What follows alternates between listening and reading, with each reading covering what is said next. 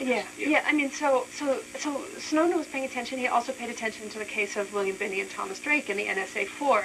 And what Binney had done and Drake, they had gone internally to issue complaints. I mean, William Binney didn't go to the press, and he went instead to the Congress to say these are things that he believed to be in violation of the Constitution.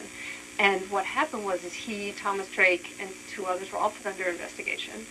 William Binney in particular had the FBI show up at his house with guns.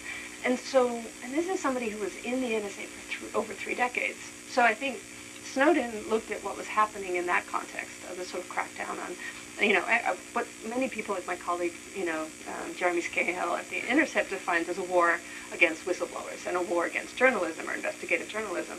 The government's come down harder on people who are trying to inform the public than they have on people who've engaged in torture, for instance, right? So these are complicated times, and I think Snowden looked at the options, and he didn't think that there was a way to internally raise concerns about this, and so he decided to go to the press. Since you raised torture, and we talked earlier about your project on Guantanamo, when we were talking just a moment ago about President Obama, all these dots would have connected. You know where I'm going with this. What do you make of all the promises and commitments made by the president on the campaign trail about Guantanamo, what would happen? You've talked about it. You've done a film about it. It's been in the papers, week in, week out, and Guantanamo still remains open. What do you make of that?